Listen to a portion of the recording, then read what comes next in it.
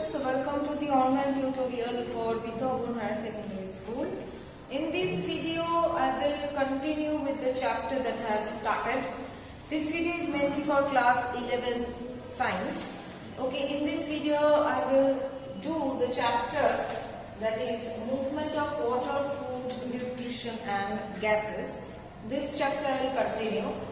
So in my previous video, I have done till the plant water relation, that is plasmolysis, deplasmolysis, osmosis types and all these things I have done. In this video I will do the topic of long distance transport.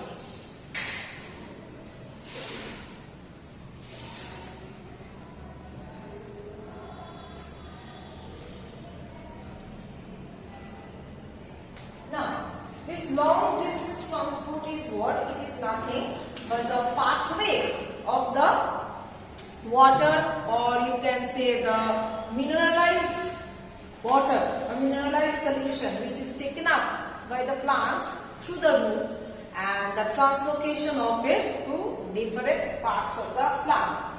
Now this transport of this mineralized water not only be absorbed but should be transported to each and every body part.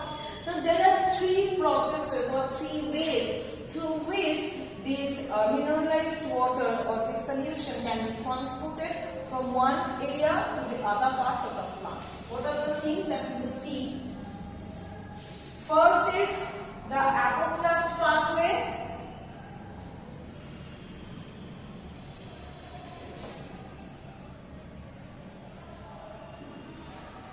Second is Symplast pathway. Okay. Third is acid of sap.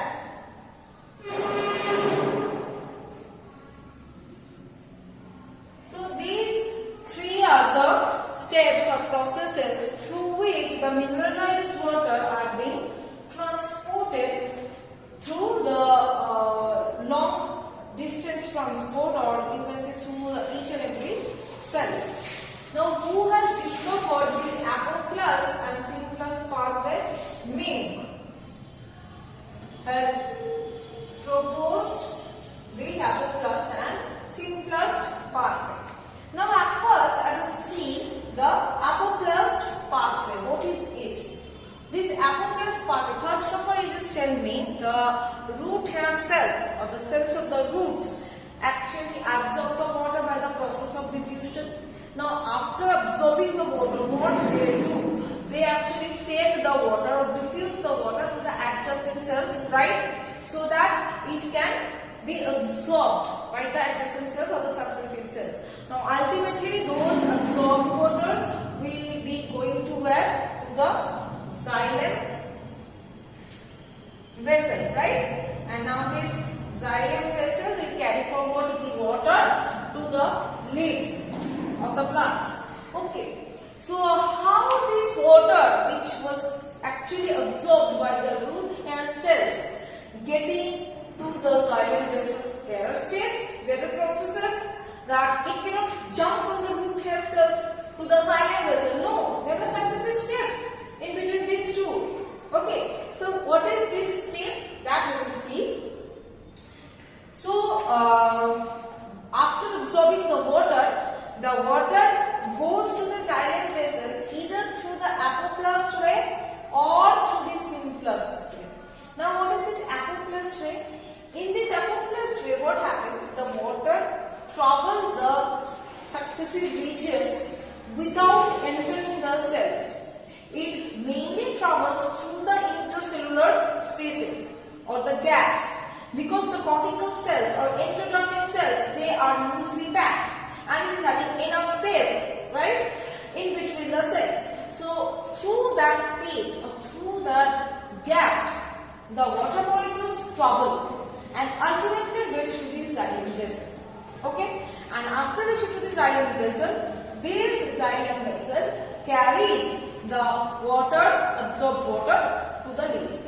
So apoplast means through the intercellular spaces. It does not come in contact with any of the protoplasm or cytoplasm of the cell. It travels to the intercellular space spaces.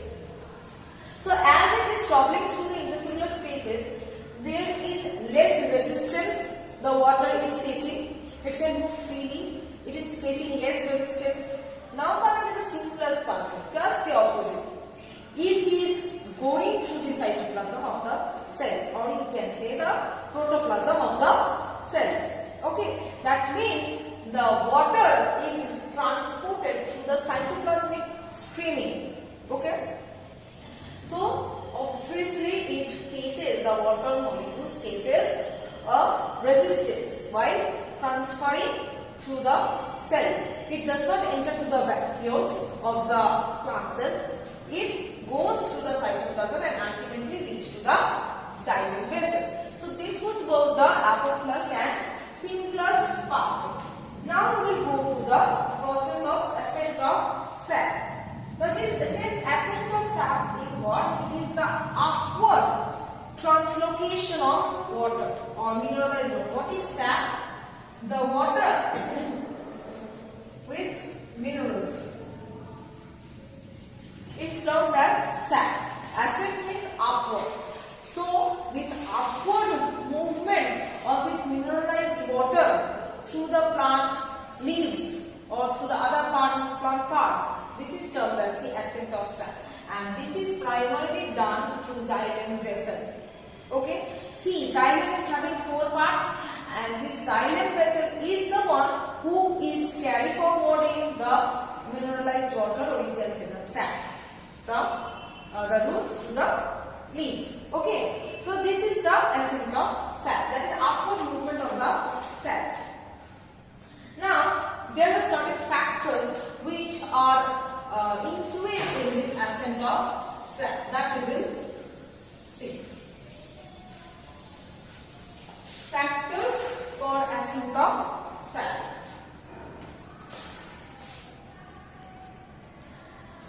Factors affecting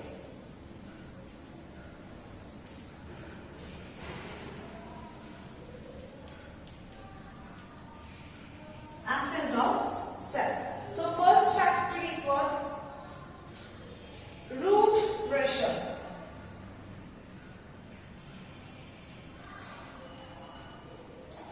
So what is this root pressure?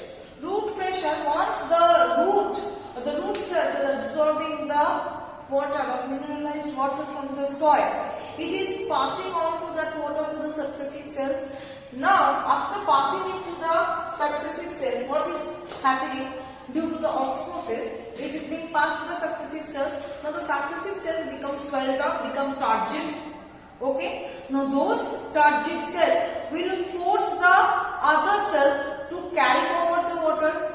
If the cell is completely filled up with water, it will force the other cells to take up that water from it and to pass it on to the next level, right? So the pressure given by those turgid cells is termed as the hydrostatic pressure.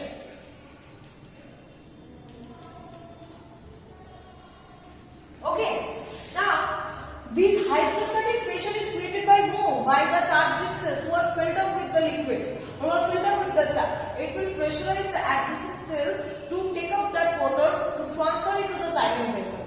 So this phenomena is termed as the root pressure, and it is being seen that up to 30 meters of the height, if the root pressure is carry forwarding, or this hydrostatic pressure is carry forwarding the water molecules or the sap to go or to be carry forwarded by the xylem vessel. But this is not alone who is affecting this ascent of sap. Alone, the root pressure cannot help to complete the process of ascent of sap. It can only reach the water up to a certain level. Okay, not alone it can do the entire thing. So after this root pressure, there are the things that we need. Number 2 is this, that adhesion cohesion force.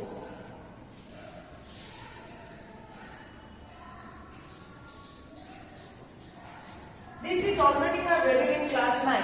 Adhesion force means what? The force, or the, you can say it is type of interaction between the water molecule and the walls of the xylem vessel.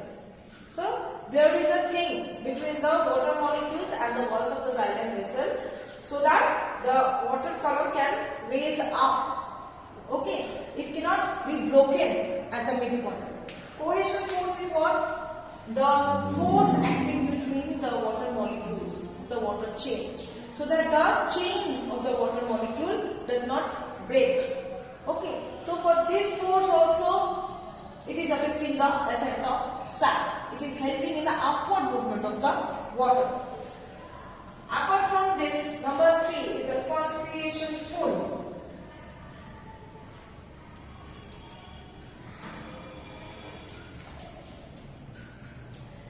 Now, what is transpiration? You know that the excess water of the plant body gets released out in the form of vapor. Now, when this excess water is getting released out, so there is a empty space created in the plant body. Empty space for whom? For the water. Due to the transpiration, the water is being released out, and which is creating an empty space within the plant body. So for this reason, another water molecules will be absorbed by the root cells. So this is the transpiration. So these 3 are the factors which are affecting the ascent of sap. If there is no transpiration, there will be no transpiration pool. If there is no transpiration pool, then there will be no further absorbing of the water. So these 3 factors are affecting the ascent of sap.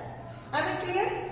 So till this much I am keeping this video. In the next video I am going to continue with the chapter. Thank you.